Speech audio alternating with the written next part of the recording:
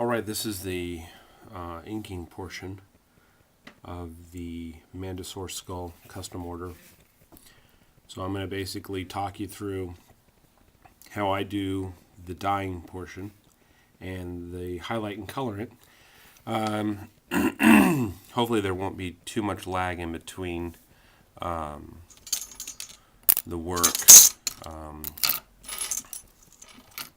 It usually goes pretty quick. It always surprises people how fast things get done, but it's really, I've been doing this a while, so some of the techniques that I've learned, not necessarily the best techniques, because everything I've done I've learned by just gradually taking next steps and learning more, because there really wasn't much in the way of, even on YouTube or anything, explaining how to do stuff. So this is my attempt at trying to show people how to do things. So what I'm using is Phoebing's leather dye, red. It's an alcohol-based dye, so don't smoke while doing it.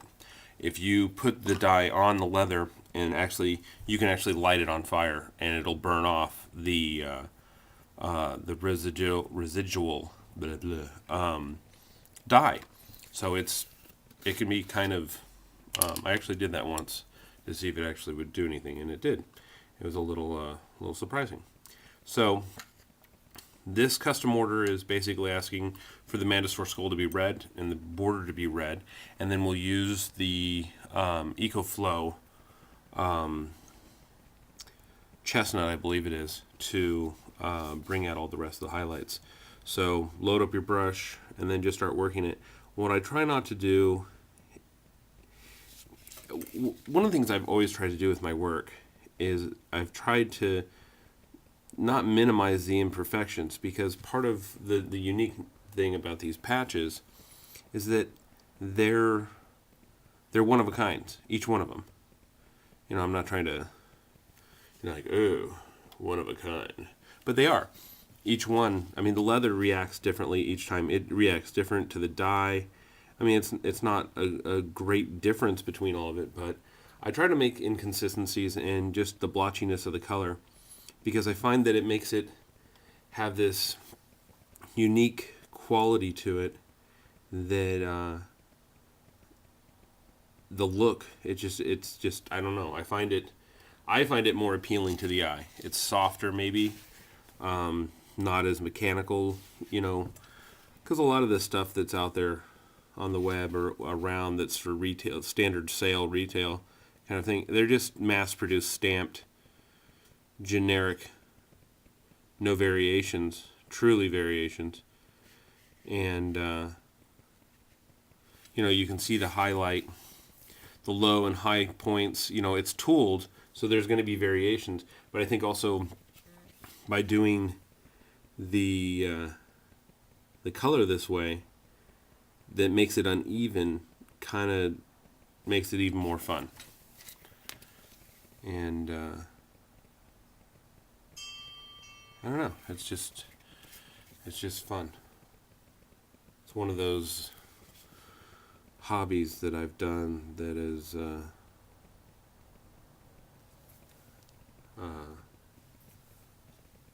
one, I actually get paid to do it, and it was just something that I got a leather kit from my father-in-law, and it had some tools and stuff, had a lot of punches and stuff, and I just kind of like procrastinated forever, never really used it, tried to do some stuff, and then I was just trying to figure out how to make, or just actually learn how to tool and learn how to use the leather. So, because I always thought it was kind of cool, but everything that you see, editor, you know, just info or whatever you want to do on this, on leather, it's all done from a Southwestern, Saddlemakers, wallet, purses, billfold kind of aspect. It's always done from this Western idea, and it always annoyed me because I could never find any more information. Couldn't find any old timers willing to show the technique other than making oak leaves and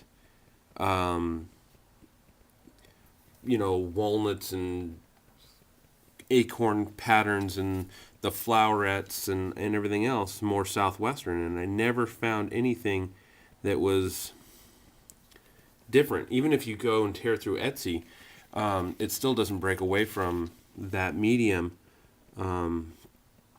hardly ever. So I was thinking, well, what do I like? And I liked Game of Thrones at the time. So what I did is I sat down and I had some old leather from an SCA armor bracer thing that I had, two left over that I never finished and never really got the whole project moved and never got it done. So I had this old crappy leather and it was vegetan, so I could tool it and stuff. So I sat down and I transferred horribly 2 direwolves onto these bracers. I'll probably attach a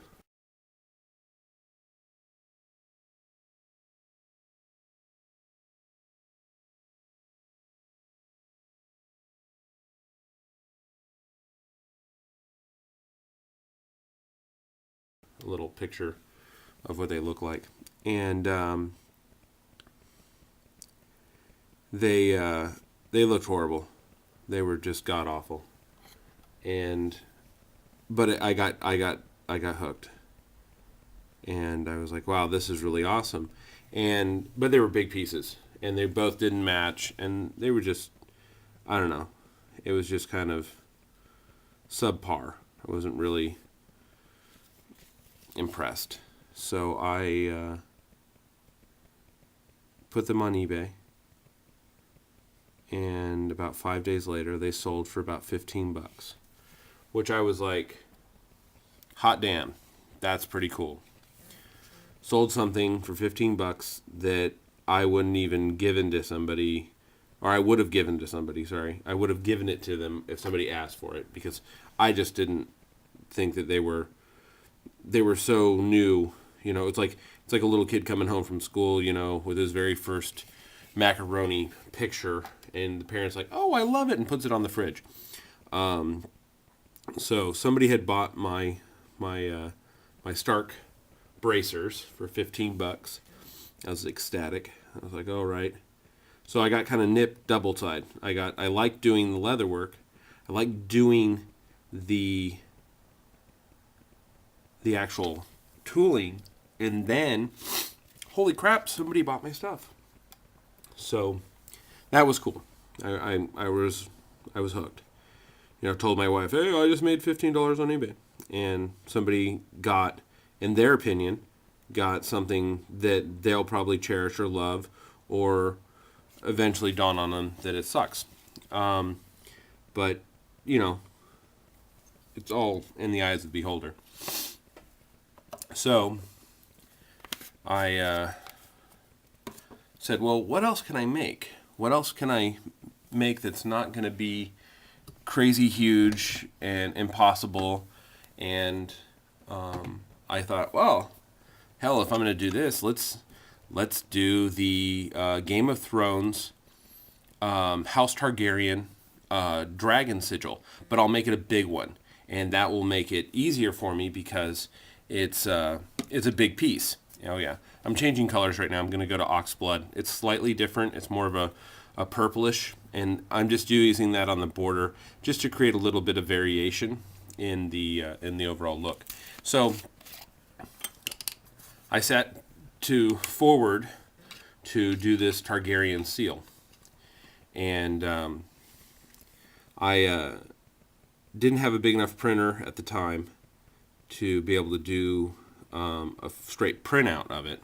So what I did is I have a flat panel screen television that I have in my behind me, and I sat down and I put the image up, and it's an old Sony, put my hooked up my computer to it, and I projected up the image that I wanted, and I took tracing paper and I taped it to the screen of the television, and I proceeded to hand trace it, and it worked out really good.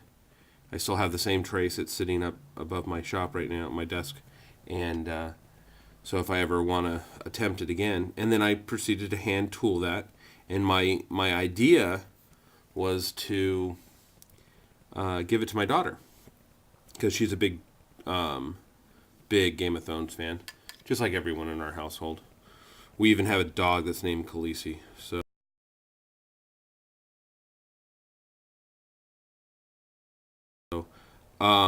yeah, we're that far gone. And so I made this huge seal, and it was okay. I'll throw up another picture in the middle of this chitty chat that I'm doing right now.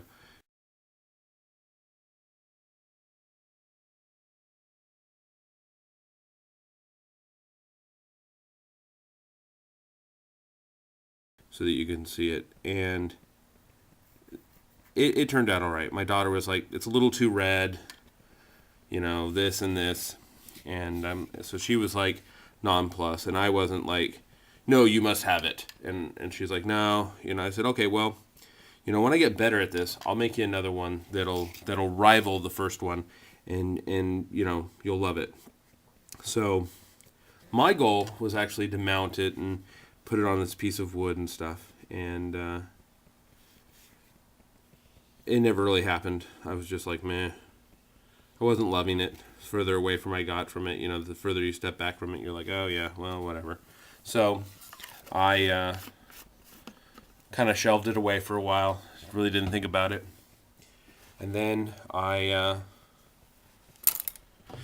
said, well, screw it, I'll put it on eBay. That leather bracer sold, for $15. I'll put this up there and see what it goes for. Okay, so this is the EcoFlow Chestnut 2608-04. Use a lot of this. If you looked at my video, but of course you've looked at my other videos, because they're on there. My other video with the Crusader patch. This is what I used. Since I wasn't doing any audio for that one. And you just glob it on here and start rubbing it in. And the nice thing about the highlight is it gets down into the grooves and the crevices of the tooling, and it makes it so that all of those deep crevices get the color in there. And this is a dye and color highlighter. And the nice thing about this is you can water it down.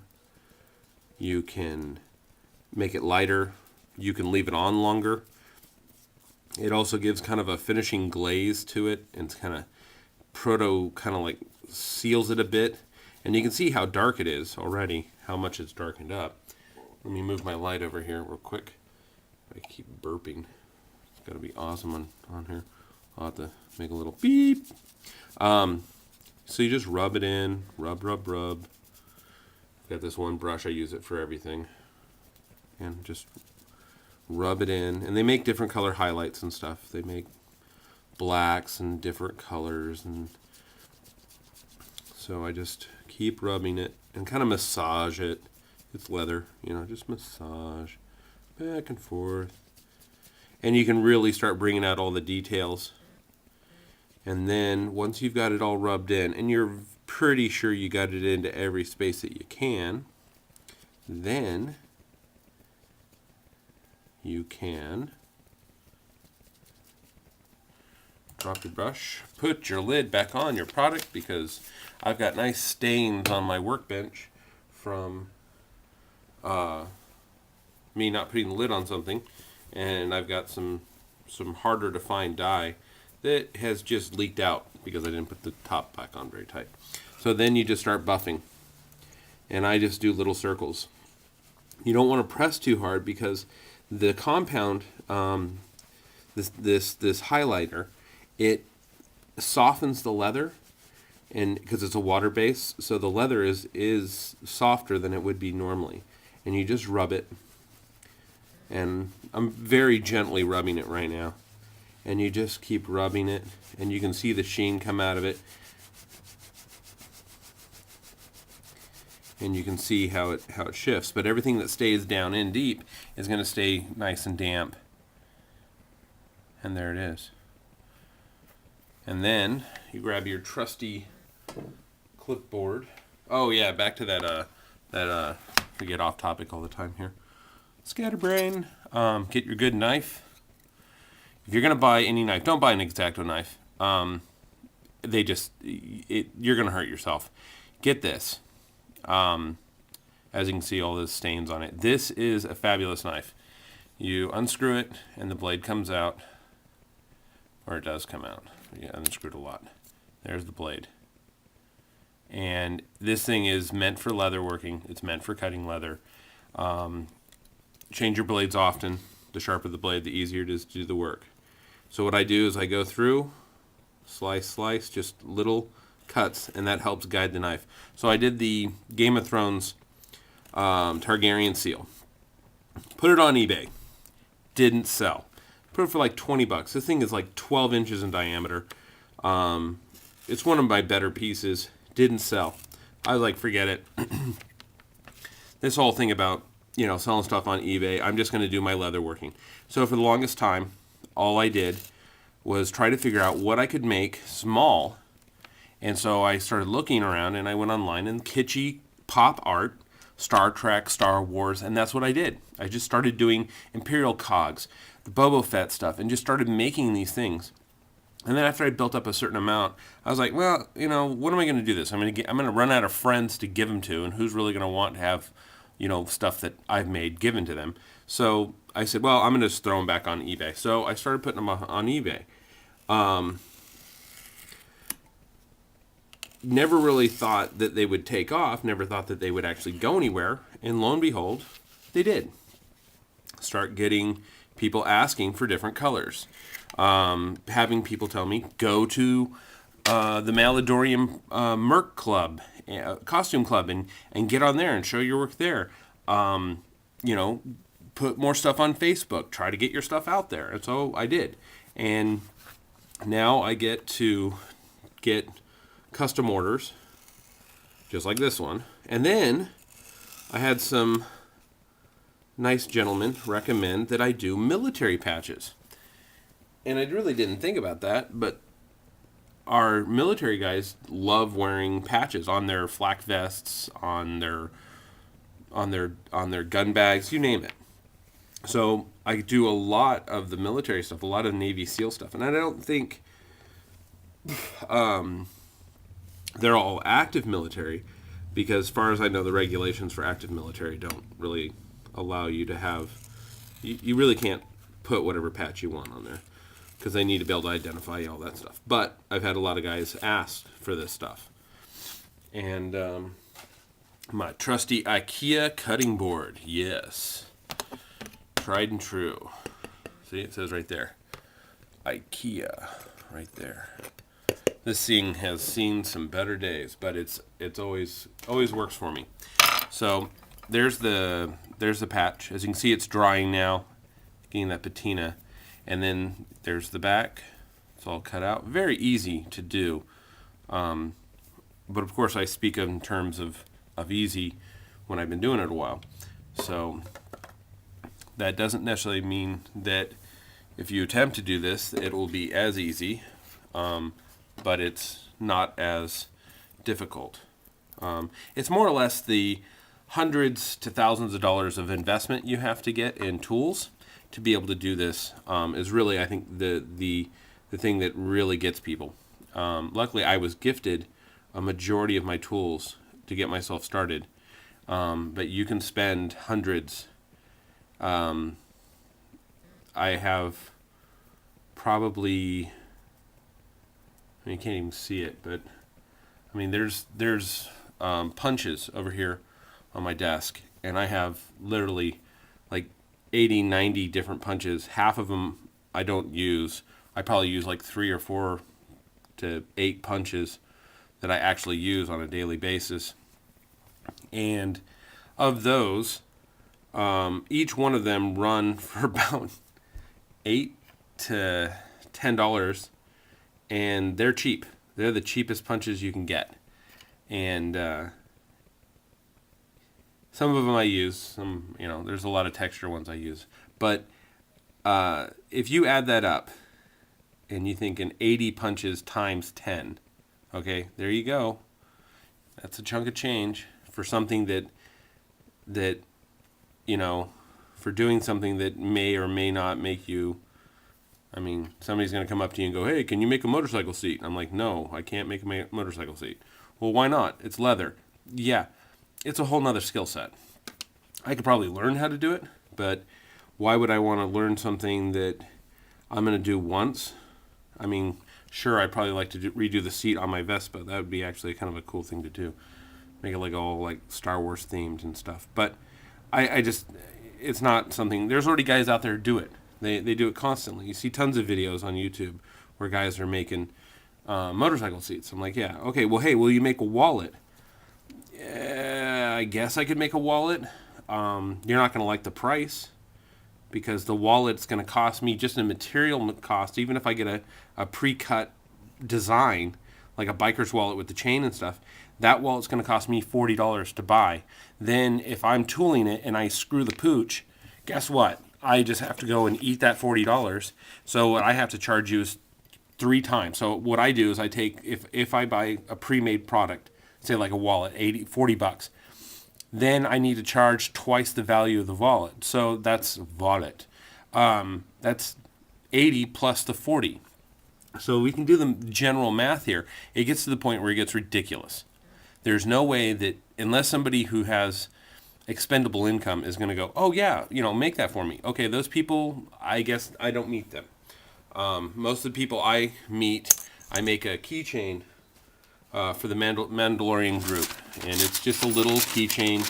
I've made hundreds of them, or it seems like hundreds. So it's like this. Okay, it's half of this. See, half. You can see the pattern. Oh, duplicate. Wow. Yep, I use the same pattern. Okay, so here's that. I sell that to the Mandalorian group for like, I think it's like $8-9 with a paracord on it. See, here's another template. Whenever I have scraps, I try to keep the scraps around. You know, here's a this is called a kill patch. It's got his blood type. I'm not going to leave his name exposed. And of course I reversed the G. So this entire thing got screwed because the very last thing I did was reverse the G. So this was my prototype. This is the unsealed variant that I still haven't finished because I'm a procrastinist. Then I also have, let me see here. I even got stupid. Made little keychains. Look at that. Isn't that cute? How about a bomb keychain? One of my earlier works. Leathers are kind of weird sounding. I don't know why. Let me find this yellow one that I did. This is the first yellow patch that I've ever done. I actually bought yellow dye, and my desk is a mess. How about one of these? How do you like variations? Same pattern, different tooling. This one's got a Velcro backing, so it's going to go on a guy's gun bag. How about a belt buckle with Glock on it? Yeah. You can see all the variations of what I make. And these are just me doodling, basically having fun. A lot of this stuff right here, all of these patches right here are on eBay right now. And this patch right here is already sold to a gentleman. How about Rhino? Ooh, yeah. Where's this yellow little bugger? Oh, well. I'll throw a picture of it up before this is over. Even this is probably going to take way too long. Depends on also how horrible my dialogue is. Here, how about the big one? Ooh, yeah. This is actually a joint effort right here. This is actually one order. This is the Rebel Scum patch. And it's supposed to be roughed up and looking like it's been beat up. And this is the Star Wars language. I believe it's Imperial, but it's called Arabesh. and that's all hand tooled, and everything's hand tooled and worked. And then using colorant and stuff, dye it and kind of scruff it up a little bit. This one's not as scruffy as the other ones that I've done, but it's I don't know exactly how he's going to use it or what. I didn't really ask, but there's that. And then there's the finished piece. As it dries, it gets more of a, kind of a cool look to it, and it's got much more depth and stuff. And then I'll use a spray sealant on it that seals it in and locks in all the color and kind of makes it semi-waterproof. It's kind of a waxy coating. And that's the last thing I do. So there it is. I'm going to get this posted up, and of course going to do the typical requests when you do this. Like it, tell everyone about it. Come check out my Etsy page at WJW Designs. If you have any questions, if you want an order, send me an email. I'm always looking forward to people's emails. Some of the best work I've done is basically requests. This one for sure. I mean, I don't know how well you can see that on camera. That was the first one I did, and that's actual scale right there. I just photocopied it. And then this is my upgraded version. So after I redid the artwork. But yeah. So, like my page. Thanks. Or my link or whatever it is. Spread it around. If you have any questions, you have anything that, questions, or maybe you have an answer to something that I'm doing wrong or that you think I could do better. That's the beautiful thing about, all of this, is that you put yourself out there and put yourself under other people's scrutiny, and sometimes you learn something. All right, have a good one.